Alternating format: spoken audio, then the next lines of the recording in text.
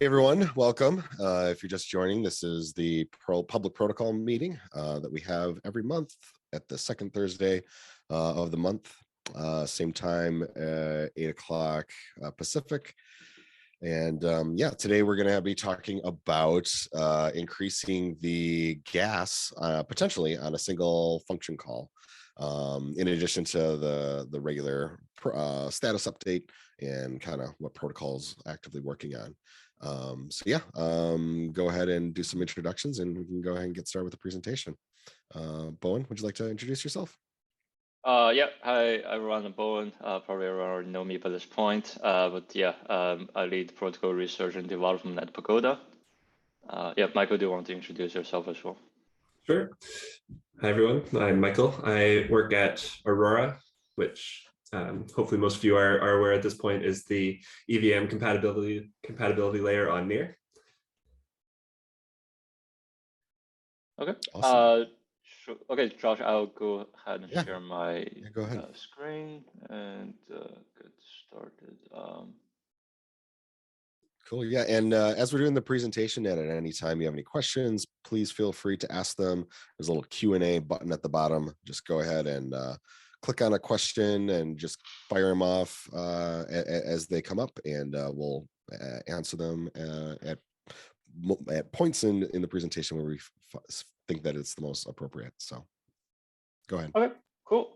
Let's get started. So yeah, the agenda is basically we'll first do the protocol updates, and then we'll have a discussion with Michael on increasing gas limit for single function call. Hopefully, it's going to be an interesting discussion. Yeah, this is like we did not rehearse this before, so I don't even know how that will go. So we will see.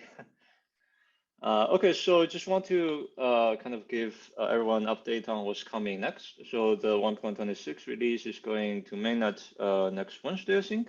And there are actually quite a few feature improvements and fixes. So first of all, the client, the new core client, cannot set a time of the protocol upgrade in the client. What that means that before that time, even if you adopt the new version, the protocol upgrade would not happen. So it would start actually counting your vote, your upgrade, starting at that point in time. So it just solved the problem before of some people kind of not noticing the release and then upgrading their nodes late, and then they would kind of not be able to sync with the network after the network has been upgraded. So this is in our opinion, a better way of doing the upgrade. And I should mention that it's not the case that the protocol will upgrade at exactly that time. What happens is that after that time, essentially the vote will be counted, and then the upgrade process would actually happen. And then if things goes according to, if everyone has actually upgraded at this point, then it should actually happen 2 epochs afterwards. Okay, so another notable feature is that the splitting of unused gas to attach to promises that we've discussed, I think maybe at the last meeting or the meeting before. So there was a problem of like people writing smart contracts that involve cross-contract calls that they often run into this problem that they need to kind of hard code the amount of gas they want to attach for a promise, and then the problem with that is that one, it's hard to predict how much gas exactly you want to attach, and the second, that if the promise call actually consumes variable amount of gas, for example, do some storage related operations, then it's actually difficult to set a hard-coded amount of gas. So oftentimes people have to kind of give a much higher number than what it actually needs. So this, what this does is that it would actually split the unused gas at the end of function call into the promises. It by default it will split equally, but you can specify by weight how much the unused gas to be split, in addition to the hard-coded amount you specify. So essentially you can do both. It's not one or the other, it's that you can do both. This, we also talked about this before, this caching of trinodes to save gas on storage operations. I think from actually Michael's preliminary benchmark, there is going to be 20% gas saving for Aurora transactions. It's harder to say in general for near transactions because if the transaction is quite cheap or does not involve a lot of storage operations, obviously the saving would be less. But in general, like, yeah, we are pretty happy with this change. And then we have this database compression that should resolve the, or I should say, mitigate the size of the archival node storage. Our mainnet, our experiment shows that it would reduce the storage requirement for archival nodes by 4.5 terabytes. I forgot the number on testnet, but I think, yeah, the one on mainnet is probably more important for everyone here. So that's going to be a pretty huge saving for everyone who needs to operate an archival node. And safe database migrations. So essentially what this does is that if there is going to be a database migration in a release, then you first write a checkpoint, have a checkpoint and write a snapshot, and then start doing the migration. And if during the migration it fails, you can still roll back to the snapshot, and the database wouldn't be corrupted. And we also have this kind of somewhat highly requested feature that you can specify the number of epochs you want to retain the data. So before this number is hard coded, and every node who enables, who is not archival node, would retain data for 5 epochs, and now you can configure this number in the config.json for the node. And there's also a bunch of security and performance related fixes, and we'll keep working on more of them around performance and as well as observability of the near core, the client implementation of the protocol. So yeah, that's a lot of stuff in this release. Hopefully that's a useful summary here. Okay, so yeah, I'm actually reworking this this view of what we're working on for the entire protocol. Hopefully I can provide a much better view of this next time. I understand that it is something that we have not done very well historically, of communicating the current work, the current focus that we do on the protocol. And yeah, I'm actually working with Josh and Devrel on trying to improve that. So hopefully I can give a much better update next time. Okay, so yeah, Josh, do you think we should start with the discussion, or should we? Yeah, I don't see any questions yet, but yeah, again, feel free to ask any questions. If you have any questions about anything that was just presented, please fire them off now. If not, or if something comes up later, yeah, continue to go ahead and post it in the Q&A section or in the Q&A button at the bottom, and we could probably answer questions at the end of the discussion as well. But yeah, I don't see any questions right now, but yeah, okay. So yeah, let's go ahead and have the discussion about the increase in gas limit, and then yeah, again, if anybody has any questions or comments, please feel free to ask away. Oh, okay. We do have one that just came in. Oh, just to make sure the epoch feature would be available for the indexer nodes as well. That's a good question. It should be. Actually, I don't want to say that for sure because I'm not entirely sure how they configure their nodes. I think should work, but yeah, please check with the their team to confirm. Cool. Yeah, that was the only question, but yeah, please feel free to keep firing them away, and we'll answer them as we go. But yeah, we can go ahead and get into the discussion. Okay, yeah, so I just want to kind of give a background of what exactly we're discussing here before I actually start the discussion. So right now we have this.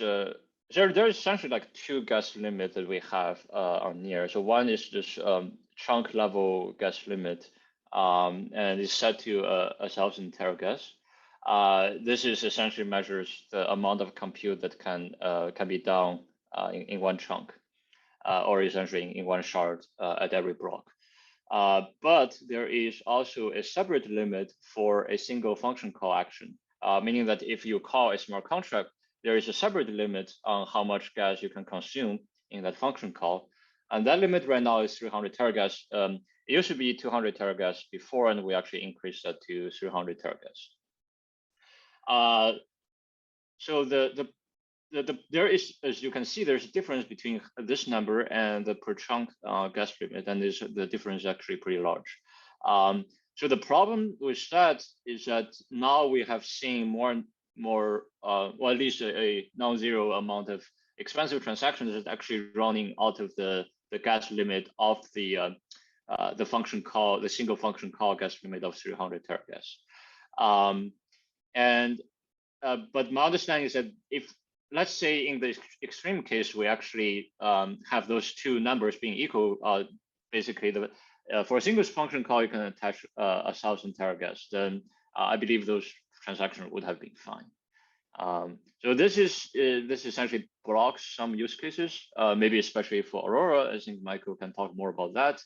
And I just want to know that this isn't necessarily something that other blockchains do. For example, Ethereum doesn't have like a separate transaction per transaction gas limit. I believe their transaction can consume as much gas as they want, as long as it stays within the block gas limit. So yeah, that's kind of the background. Yeah, I think we can maybe start the discussion. Yeah, Michael, feel free to jump in.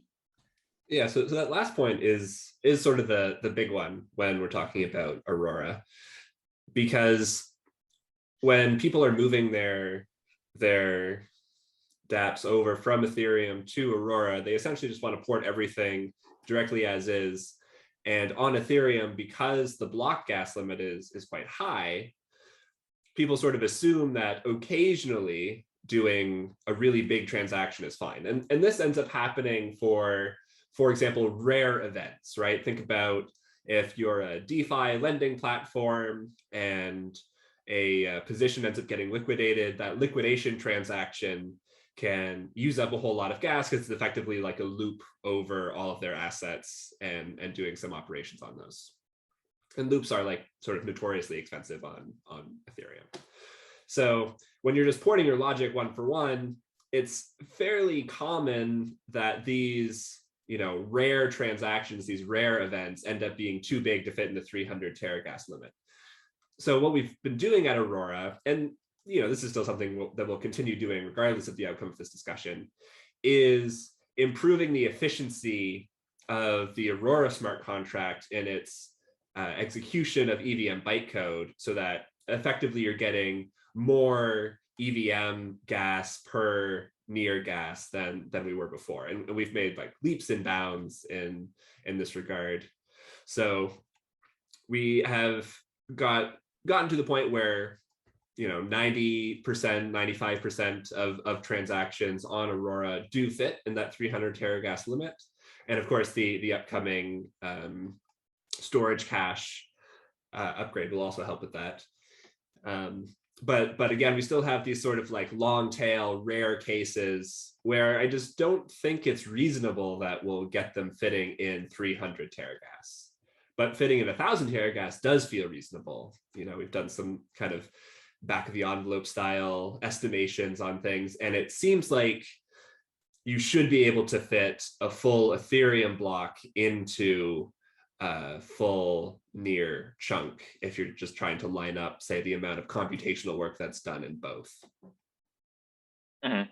And yeah, maybe Michael, you can give a bit more information on that, like just like on the use cases that you've seen, what is the kind of maximum amount of near gas that a transaction on Aurora would consume?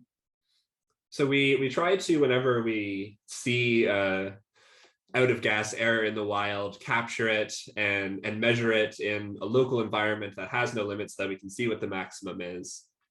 And usually it's sort of just hovering outside of the range, like 320 or something instead of 300. But every once in a while, and so right now we've actually got a benchmark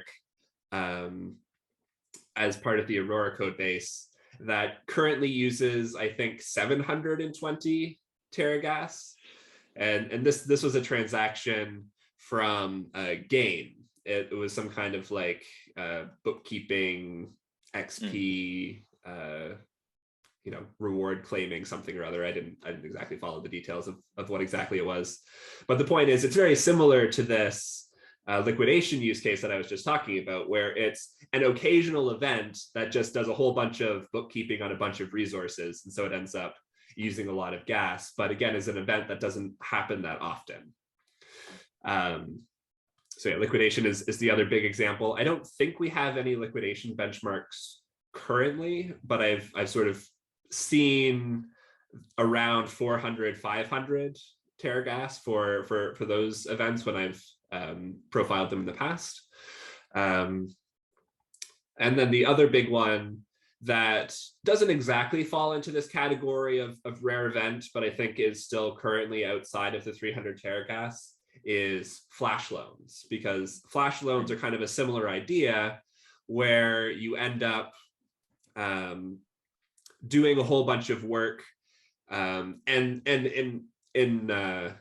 importantly, the middle bit is a variable amount of work, right? Like if you're writing this sort of flash loan DeFi contract, the parts that you write are the, borrow, and then you run some unknown code that the user has provided, and then you make sure that the loan was repaid, or you revert the whole thing. So your parts at the beginning and end use some amount of gas, and then there's some unknown amount of stuff that the user can want to do in the middle. And of course, flash loans get used for things like arbitrage, which could involve multiple trades across multiple different contracts, right? You can definitely make really complicated transactions out of these things. And so again, we've seen examples where it exceeds 300 teragas. I don't know exactly what the limitation on this is, but of course, if we do get all the way up to 1,000 teragas for a single function call, I feel like almost certainly everything would fit in there, especially as we continue to improve the efficiency of the EVM on Aurora, so that we get, again, as much EVM gas per teragas as we can. Yeah, so I guess maybe another question regarding this is that, Michael, do you know for those super expensive transactions, where do they spend most of their gas? Is it on like computation, as you said, doing the loop, which is notoriously expensive? It depends. So in the case of the video game, that one was actually mostly compute. Which is still kind of interesting to me. Like I don't really know what it's doing under the hood there, but okay.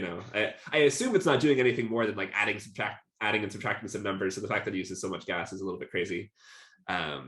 But that's, I mean, sort of that is not actually efficient in Ethereum, right? Like adding number of figures like that, 256, yeah. And no, that's right. It is not very efficient on Ethereum. And then there's sort of like an extra layer of indirection because we are interpreting EVM bytecode inside a WASM VM, so it's actually inefficient. But yeah, we do hope to continue to improve that. But anyway, so yeah, that one's mostly compute. The liquidation transactions, I think, tend to be a lot of IO, a lot of storage operations, because those ones you're updating balances across a bunch of different contracts usually, and so you end up writing a whole bunch of keys. And for flash loans, it's probably variable, again, because sort of the biggest chunk of gas is the user provided code in the middle. That could be a bunch of compute, but if I had to hazard a guess, I would say more often than not it's going to be storage, because the operations like doing swaps on exchanges tend to be mostly storage. And most of that storage is reading, not writing, right? Because you end up sort of reading, say, the approval amount of a whole bunch of ERC20s. If you want to do those swaps, you end up reading just like the contract code out of these slots, right? Because you have to basically, in the EVM, go into the storage, pull up the EVM code that we're going to interpret next. And this is all happening in WASM, of course, right? So on Mir, this just looks like big storage reads. And if you call 20 different contracts as you're going through this arbitrage process in your flash loan, then that ends up being quite a lot of IO. There's a couple questions. Oh, I'm sorry, I didn't mean to cut you off, Owen. Oh, sure, go ahead. Yeah, no, there's just a couple questions that people had. What one is what would be the downside of just removing the gas limit altogether? What would be the implications of that? Altogether, you mean like removing the per chunk gas limit as well? Yeah, just like no gas limit. Like, oh yeah, then what can happen is that people can maliciously attack the blockchain by kind of sending a lot of transactions, so that the one chunk takes, let's say, takes a day to process, and then what will happen is that the chain essentially stalls for 1 day. got it. And then one other question is the chunk limit big enough to fit an entire Ethereum block? Is 1,000 teragas enough? In theory, it should be. Okay. We haven't. There's some complexities here because there's not a great mapping of Ethereum gas onto near gas. So when we ask the question, is 1,000 teragas enough for any arbitrary execution that could have been done on Ethereum in an Ethereum block? The answer might be no for an arbitrary execution, because again, the mapping isn't super precise. You know, some operations that are cheap on Ethereum can be expensive on near, and vice versa. For example, contract deployments inside Aurora tend to be very cheap in terms of near gas, even if they're very expensive in terms of EVM gas. Of course, that side of things we don't really care about when we're talking about just making things fit. But on the flip side, you can occasionally have, you know, an Ethereum transaction that does a lot of work, but for whatever reason, those EVM opcodes are not costed very heavily. And then when we go and interpret it in near, it becomes a whole bunch of WASM opcodes for whatever reason. And then it looks like a lot of gas on near. So long story short, is 1,000 teragas enough for an arbitrary Ethereum block? In theory, it should be. We should be able to make the interpretation process efficient enough so that it's possible. As of today, it probably isn't. But I think the more important question is 1,000 teragas enough for the use cases that we actually see? So these video games, these DeFi transactions. And I think the answer to that question is yes. There's a pretty narrow range of opcodes and operations that these contracts tend to do. And if we heavily optimize those, we should definitely get them to fit in 1,000 teragas. And just to round out this discussion about how much stuff you can fit into 1,000 teragas, Near takes a very careful approach towards trying to correlate gas and compute time.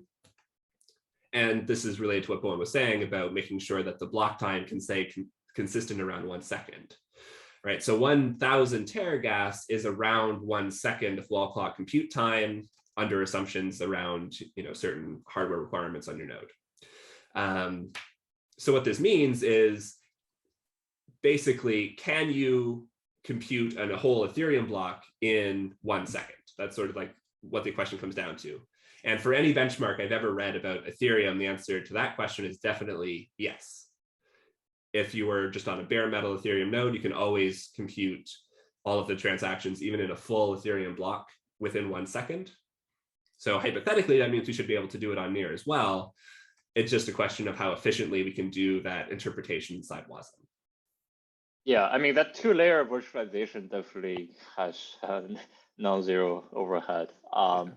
But yeah, I think as Michael said, there is no need to focus on any pathological cases right now, because this isn't even like a angle of attack. Like if you try to invent some, you know, EVM contract that would fit in a certain block and then doesn't fit on Near, but that doesn't do anything useful. Like, I mean, there isn't actually a point, because if you try to run it on Near, you still pay for the gas cost, even if the transaction fails, because it runs out of gas. So like there isn't basically no point in actually doing that. So as Michael said, we actually should focus more on use cases that we actually see. Okay. Yeah, I think maybe we can transition to talk more about the feasibilities of potentially increasing the single function call gas limit. So there are actually some reasons. I mean, people might be wondering why the numbers are different. There actually are some reasons. One is that basically, let's say we actually increase this to the same gas limit as per chunk, then there will be two problems. One is that we want to have some safety of margin for like a single call, single function call, so that let's say for whatever reason we undercharge. There is some undercharging on near, and let's say a function call can be I don't know 3x consumes 3x more work clock time than the gas than how much work clock time it should consume. So basically, you can think of like a function call that consumes 300 teragas, but actually takes roughly 1 second to execute. So under the current situation, what we can do is, let's say if we discover that as an emergency exit, maybe we can lower the block gas limit to the chunk gas limit to, let's say, 300 teragas or like 500 teragas to kind of until we actually fix the underlying issue of that undercharge. Now, if we actually increase this to be the same gas limit as the chunk gas limit, then if we decrease that limit, then essentially that means that certain transactions that would fit into the gas limit would start actually not fitting into the gas limit, which would be which means that certain contracts may suddenly start failing on their own, like nothing, essentially like the contract is just like, working fine, suddenly stop working, and people might, the users of that contract might get super angry. And that's in general something we want to avoid doing, basically breaking contract that has already been deployed. So that's one thing. And another thing is that is more specific to how we charge gas today. Essentially, the way we do it is that we kind of compare the cumulative amount of gas we consume in receipt execution after the receipt has been executed.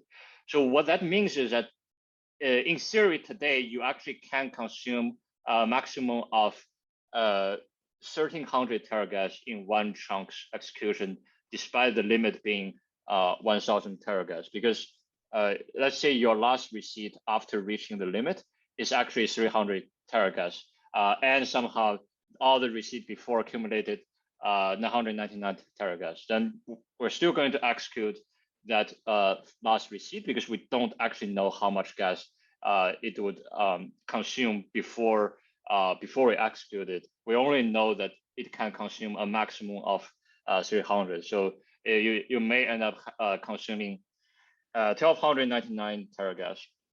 And if we change the number to 1,000, then like suddenly you can consume 2,000 teragas or close to 2,000 teragas in one chunk, and that would actually have a significant impact on the block time, or that may have a significant impact on the block time. So that may reduce the block time from, let's say, 1 second to every 2 seconds. That last issue there should be able to be fixed in the node itself, right? Like if instead of always setting the maximum gas to whatever the limit is set in the transaction, you can set it to whatever is like the minimum between the limit of the transaction and what is remaining in the chunk. So if you only have 1 teragas left in the chunk, it'll run for a bit and then immediately stop.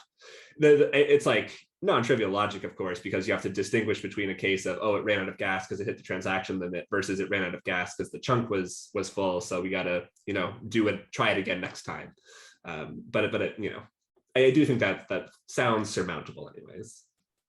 Yeah. I mean, it definitely is a solvable problem. And the question is like, do we actually want to do that? Because that is also a protocol change, right? It's a change that changes the behavior of the runtime. So yeah, sure. That's right. So that's why, it should be discussed. So basically, yeah, there are two problems I just talked about. Yeah, one is regarding the kind of the safety margin. The other one is kind of how the gas accounting currently works. Yeah, I mean, if I was king of near and got to make whatever decision I wanted, I would push for the protocol change at the very least of the current accounting. The safety margin thing is a different question. Like that's a question of like risk tolerance and yeah, I admit I don't know enough about the gas estimation infrastructure to know how risky it actually is to increase the transaction limit to equal the chunk limit, effectively removing that safety margin. And of course, like there's I guess a sliding scale here, right? Instead of 300, it could be 600, and then you still have some margin, but it's smaller. I guess there's probably some optimum there depending on your risk appetite. Yeah. So yeah, right now we're pretty risk averse in terms of setting that limit. But yeah, as Michael said, we could potentially consider changing that number to a larger one, assuming we address the second problem, which is yeah, easier to address.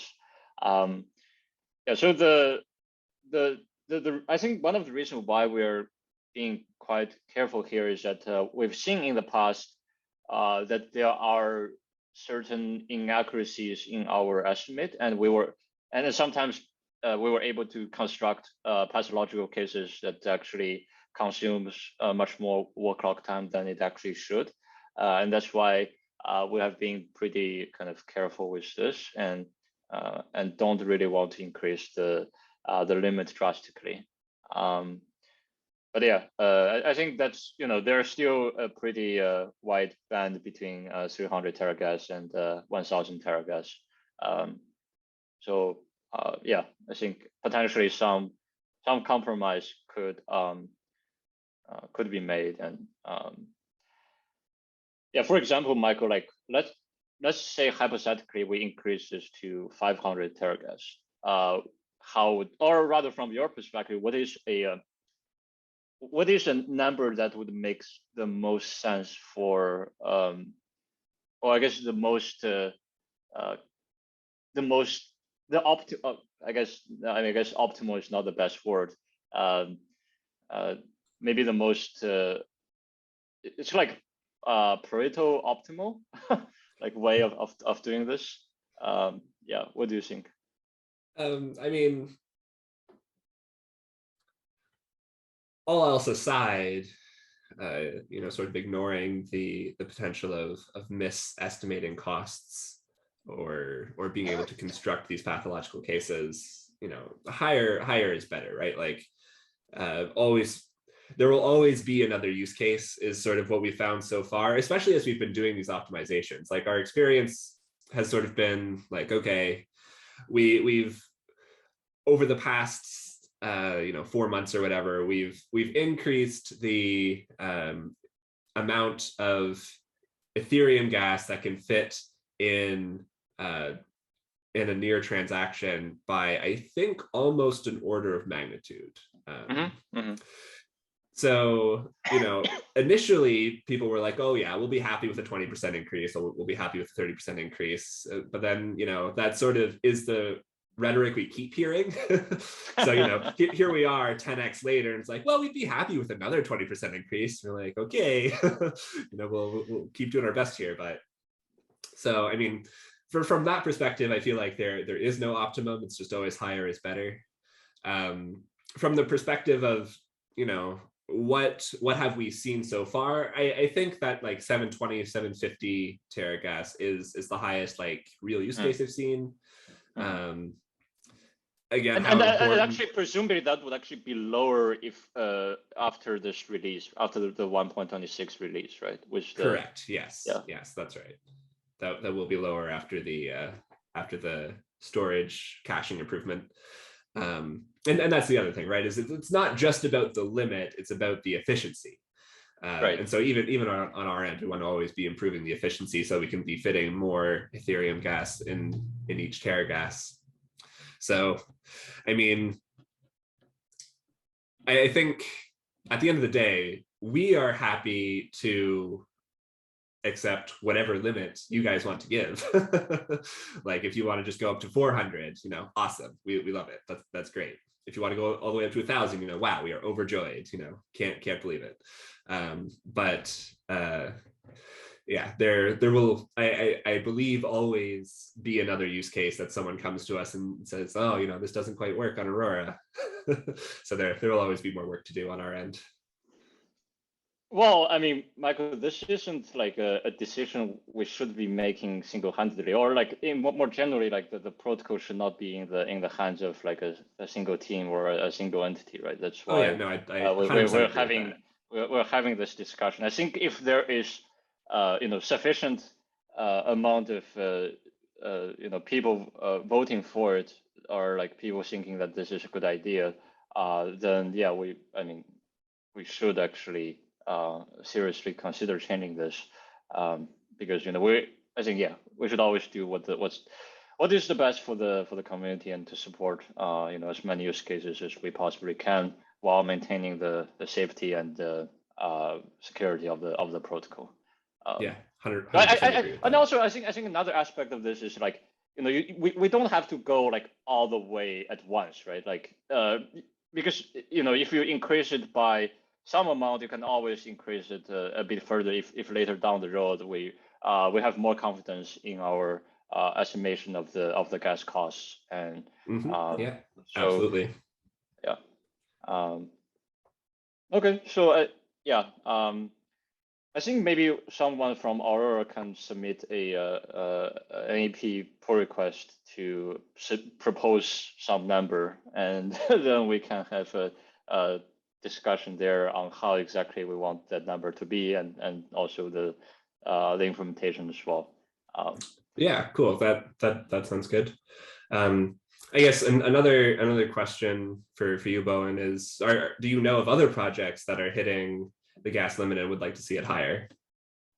Actually, yes. So, well, in that case, it matters less for them. So Sweatcoin would actually also hit the gas limit in a sense, because what they're doing is essentially they're batching a whole bunch of the transactions together into one transaction. This is to mostly reduce the overhead of sending multiple transactions, because you also consume the function call base cost pretty much every time. And if you can like somehow batch it into like one function call, then you don't pay for that base cost every time. And so they want to essentially batch as many transactions together as possible. And that's why they would also run into the same problem of like one function call you can only fit 300 teragas worth of kind of compute. And their use case is pretty much all like storage read and writes. Essentially, there's still some compute, but it's like quite minimal. I would say like maybe it's actually similar to like the DeFi use cases on Aurora as well. So yeah, I guess the need there is not as strong, because they always can break it up into multiple transactions. It's just that it'll be definitely more desirable for them if there is a higher gas limit for a single function call. Sure, that makes sense. Yeah. But otherwise, I'm not aware of anyone who's running something that just like in terms of doing like one function call would actually go outside of the limit of one function call action. Yeah, I guess Jordan Gray in the chat here mentioned earlier that another possible use case that has sort of variable gas limits is custom function calls that get approved by a DAO. So I assume this is like triggering something based on a vote. Yeah, I didn't really know what use case they have there. Like, Jordan, do you want to join us and maybe talk about it?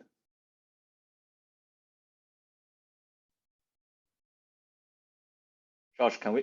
Is it possible to? Yeah, I can bring him on. Hang on. All right, yeah, hang on 1 second.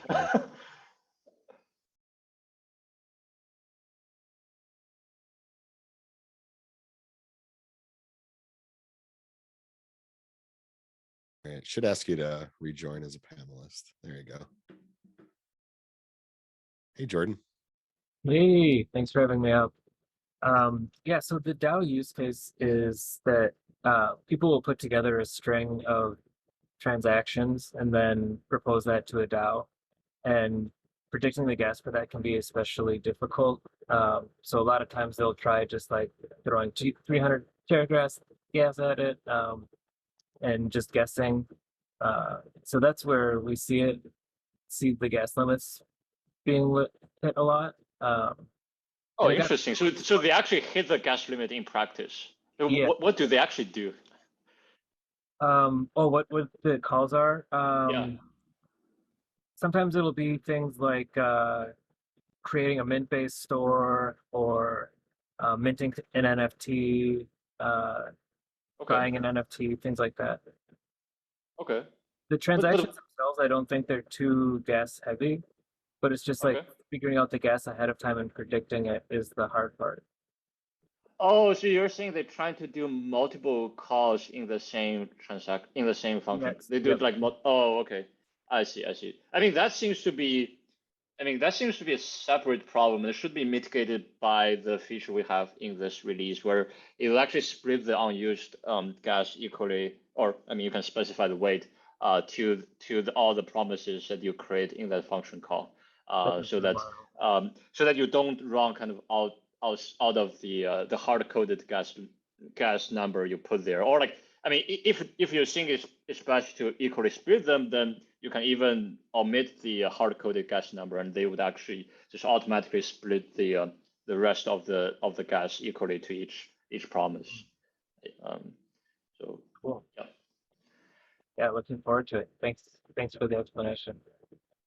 Yeah, sure thing. Okay, yeah, Josh, I think maybe it's good time to do some like Q&A. Do you think that's Yeah, absolutely. okay? Yeah, so if anybody has any questions, please feel free to drop them in the question and answer portion, or you can just drop them in chat. I'll monitor both areas, but yeah, we'll open it up for any questions anybody has about this or any topic on protocol.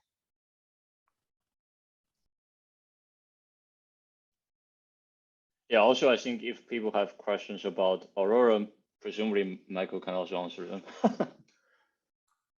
Yeah, I'm definitely happy to chat about that as well.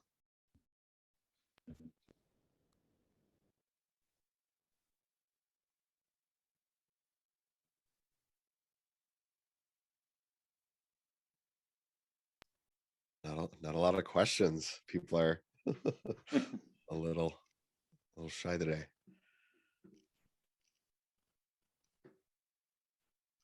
Okay. I mean, nope. I imagine one of those tumbleweeds rolling through the Zoom call. That's Libmill just commented. But yeah, we'll give it another minute or so and see if anybody has any questions. Otherwise, I think maybe we could end it early. Jordan, did you have something else to add? I didn't. I just accidentally left. I meant to pop down back into the audience, but but it see if took there's you out. any other interesting stuff that came up. Gotcha. Okay, yeah, I can. Here you go. I can change your role to an attendee.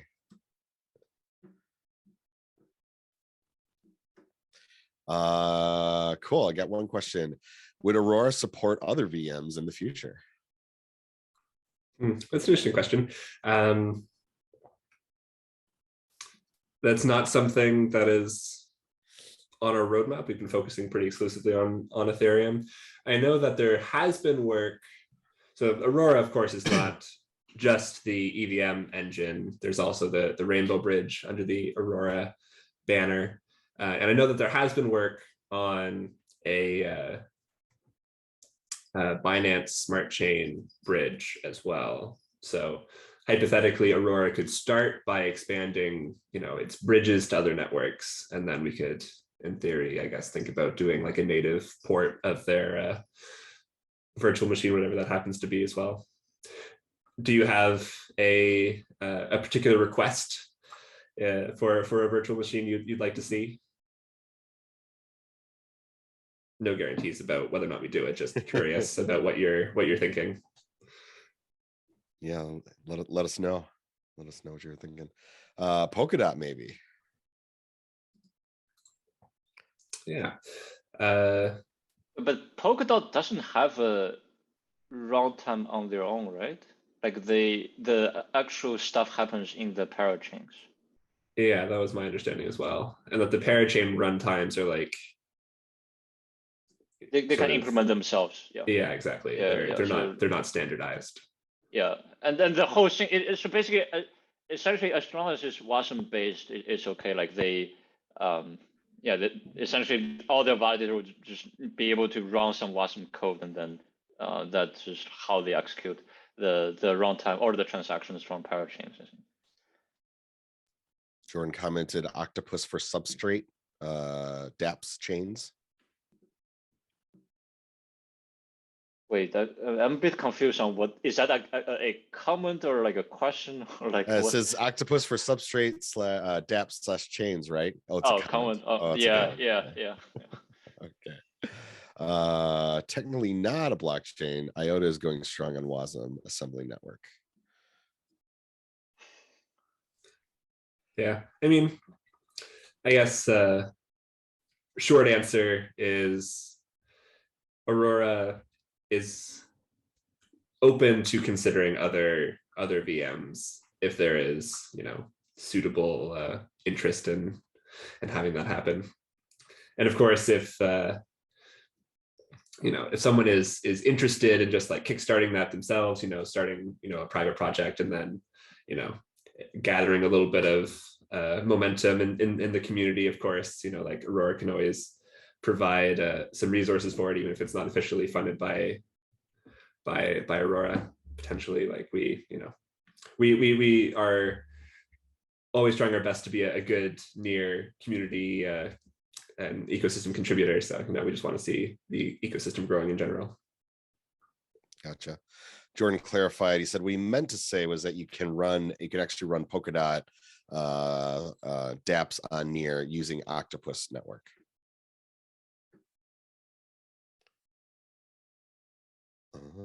Yeah. Any other questions? I have one question. I don't know. Yeah, it's kind of a big one, but it's something I've been thinking about. Like as we're moving into sharding and moving contracts, in the future it'll be like dynamically changing based on contract. Like if one app blows up, we'll move that contract to a different shard. Aurora is one contract, so like as you continue to grow and grow and grow in size, like what happens when Aurora becomes too big for one shard, and you'd have to have multiple Aurora contracts, and then they would start interacting with each other, and now they're no longer synchronous. I don't know. It's a whole big wormhole or rabbit hole that I've been thinking about, but I don't know if you guys have thought about it. I'm sure you've thought about it, but I don't know.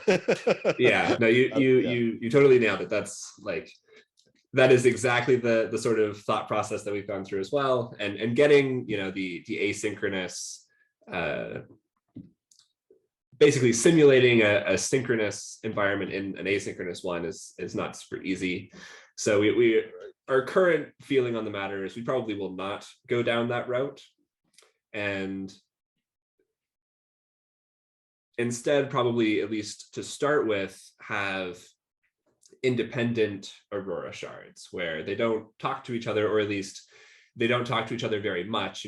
There's bridges between them, of course, so that users can move their assets around, but you won't necessarily be able to do an atomic smart contract call between contracts on different Aurora shards. And in the sort of medium term, that seems pretty like it covers most of the use cases, right? Like if you're talking about things like a game where it just uses a lot of gas but doesn't care very much about interoperability with other contracts because it's all sort of self-contained, that kind of thing can definitely live in its own Aurora shard. And then of course the value that Aurora is providing there is the fact that you can have written this game, or the contracts for the game anyways, in Solidity, and have the front end assume a Web3 interface, and Aurora can give you the ability to deploy that Solidity contract and provide you the Web3 compatible RPC for that, right? So it still is providing value, even if it's not providing exactly the same, experience as Ethereum, because you can't, arbitrarily call whatever contract you want if you live off in your own shard. But as sort of a starting point for scale, that seems pretty reasonable. Of course, that model totally doesn't work for something like DeFi, where atomic interoperability is the name of the game, right? Like composing DeFi primitives and into bigger DeFi transactions, and composing those big ones into even bigger ones, right? That is what DeFi is all about. And that, of course, requires them all to be co-located on the same Aurora shard. So, we'll keep thinking about that one, and see where we get with it. But yeah, definitely it's something that is on our minds. Awesome. Thanks, Michael. Yeah, I haven't seen any other questions come in. I guess one last call for any questions for either Bowen or Michael. Otherwise, yeah, we can probably wrap it up a little early. Yeah, we'll give it just one more. Tatiana asks, what is the plan for private shards? Well, I mean, I don't think either of us would be the best person to answer that. So yeah, George, can you send a link to Calimero? Do you know their website? Oh yeah, that's right. Yeah, I can find it. Okay, I mean, actually, I already found it. So there you go. You're already on it. There you go. And yeah, so actually, I don't know the details of what exactly they're doing. But yeah, if you have questions, feel free to reach out to Sandy, who is running the Calimero. Awesome.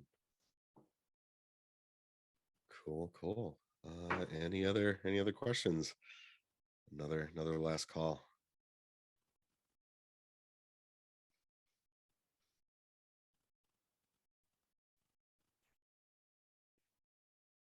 Cool. Well, sounds good. I think we can probably wrap it up a little early. Yeah, I appreciate Michael for joining the call. Yeah, No this was problem. really Thanks, great. Josh and Bowen, for having me. This was a good discussion. Appreciate it, and thanks to all the participants for the questions. It's always nice to see engagement. Yeah, absolutely. There's not a current discussion async or online? There's not an NEP for this, right? Not yet. Okay. Yeah, not yet. But Bowen did invite me on this call to make one. So okay, cool. You can expect that one will be created. Cool, awesome. Well, yeah, as soon as you have something drafted, or even if you have like a governance post that you want to further or have the conversation that we can link to for the YouTube video viewers when we post this after the call, that would be awesome. But yeah, thank you so much, everyone, for joining. Super appreciate it, and yeah, we'll see you next time. Yep. Thanks, everyone. See you. Bye.